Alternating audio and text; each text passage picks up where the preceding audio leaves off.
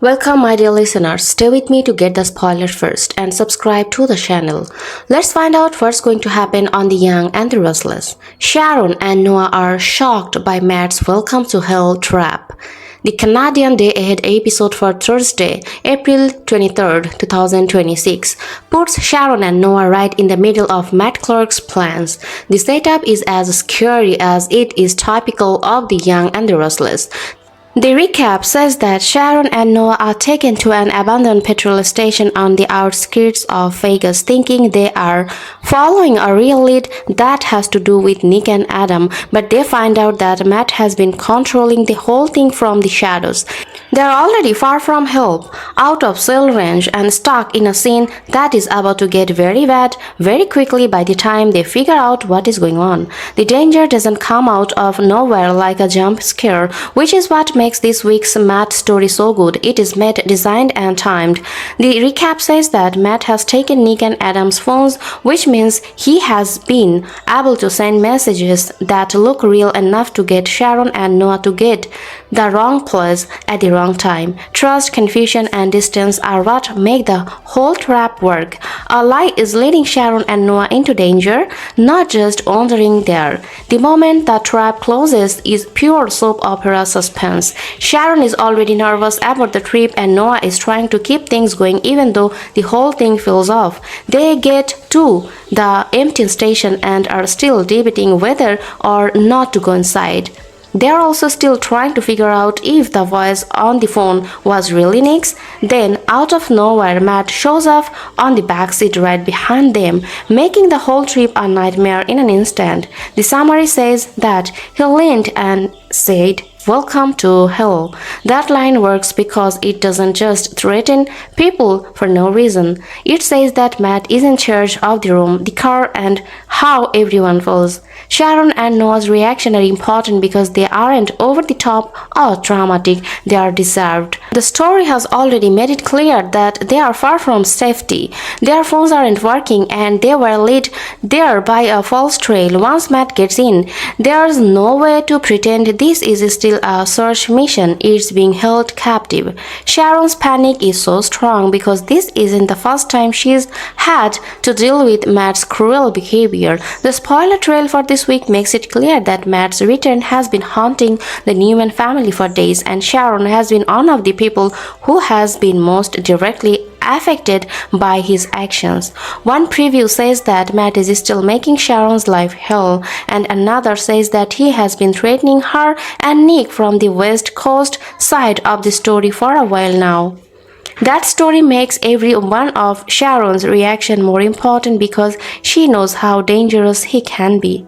The story also makes Noah seem weak, which is important for the story. He is already getting over the chaos of what happened before, and the recap puts him in the middle of the ambush while he is still trying to figure out what the strange message that brought them there meant. His gut tells him to keep going and keep trying to solve the problem, but that's exactly what Matt takes advantage of. Noah is not walking into a harmless mix-up. People are pushing him into a situation where every step he takes makes it harder to get away. The setting makes the fear more real. An abandoned petrol station on the edge of Vegas is the perfect place for a soap trap because it looks empty enough to make you feel safe until it suddenly doesn't. The recap stresses that Sharon and Noah still don't have reception when they get there, which means they cannot call for help or confirm anything with the people they think are on the way. In a city full of lights and noise, the story puts them in a dead zone where Matt can set the pace. The fact that everyone is alone makes the whole scene feel so unending. Matt doesn't just want to scare Sharon and Noah, he wants to take control of the moment. The Welcome to Hell line works because it comes after a series of choices that have already put the two of them in a tight spot. They are not where they should be. They are cut off. They don't know if they can trust the message that brought them there. Then Matt says that being unsure was part of the punishment all along. These spoilers for the week also show how carefully the show is weaving the Vegas crisis into the bigger Newman story. Nick and Adam aren't just sitting around and waiting, they are working hard to clean up the mess as quickly as they can. The summary says that Nick and Adam question Risa and get enough information from her to try to save her. This means that the attack on Matt is part of a larger series of events that includes stolen phones, fake messages, and people who are desperate. Sharon and Noah aren't alone on the canvas.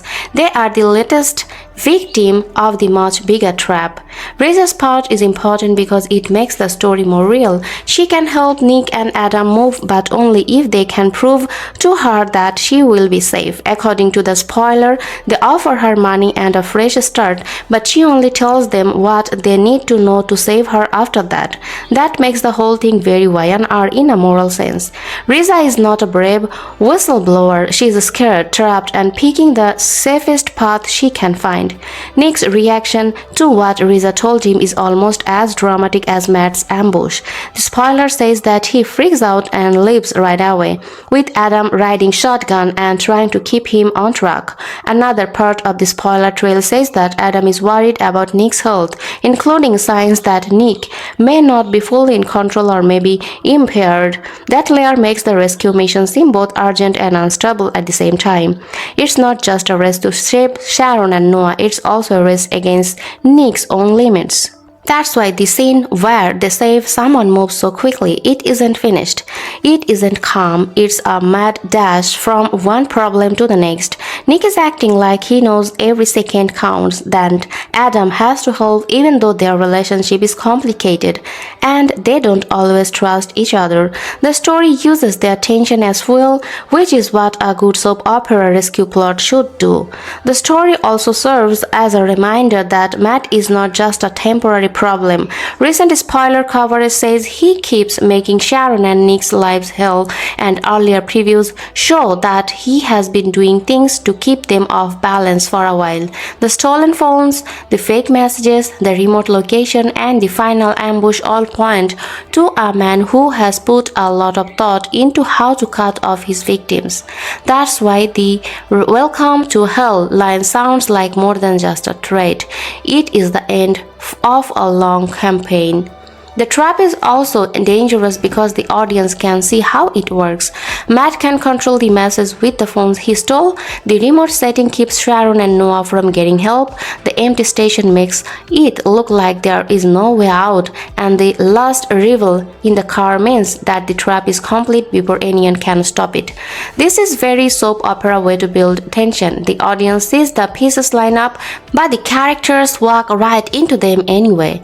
There is also a strong emotional current in how Sharon and Noah talk to each other right now. The recap shows them fighting over whether to go in or look for a signal, which is the small but important detail. It shows that they are still trying to figure out how to solve the problem, even though it is already getting worse. That's why their shock feels so real right now.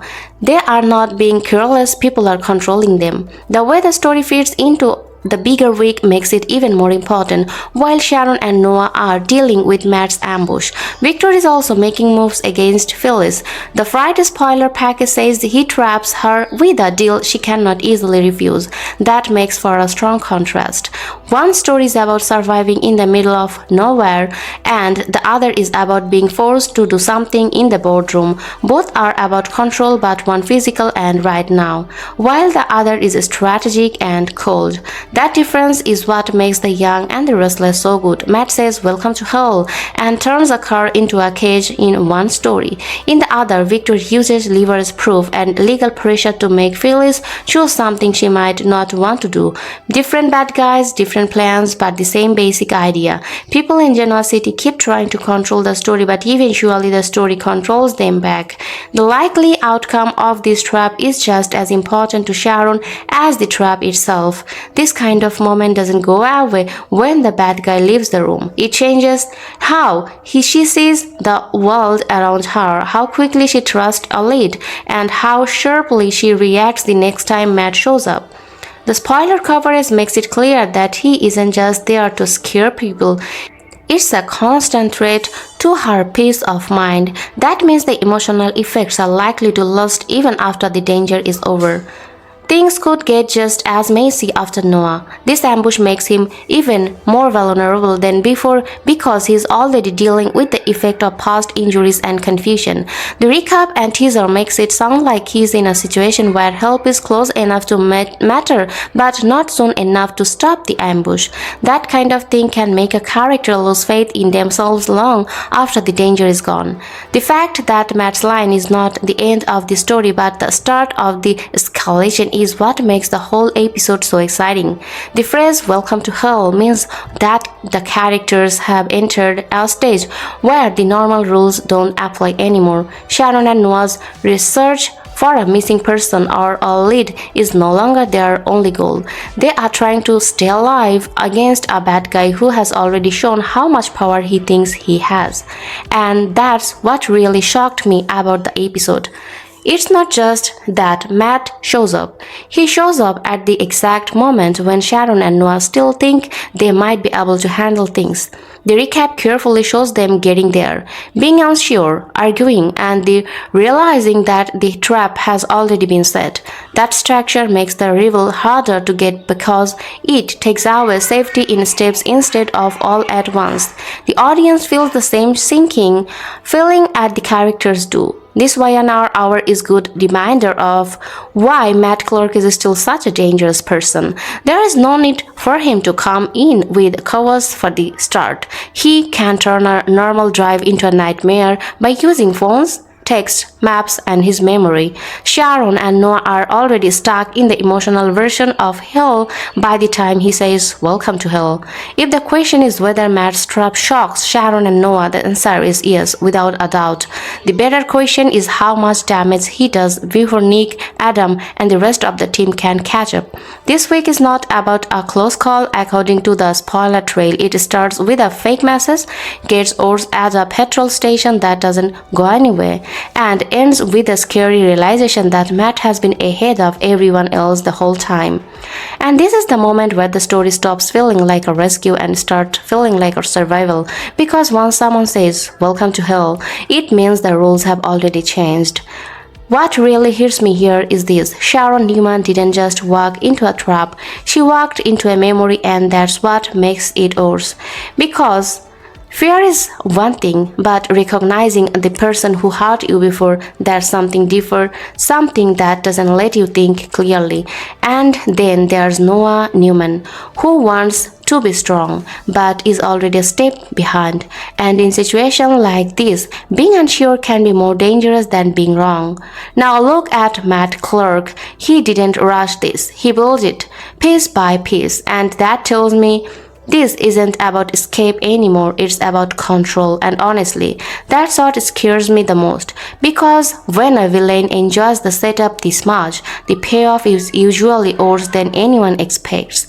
So here's what I keep thinking about: what happens in the seconds after that line? Does Sharon try to fight back, or freeze just long enough for Matt to tighten his grip? And if Noah makes one wrong move, does he make things better or push them both deeper into danger? Because let's not forget, help is coming, but it's not there yet. And in soap time, a few minutes can change everything.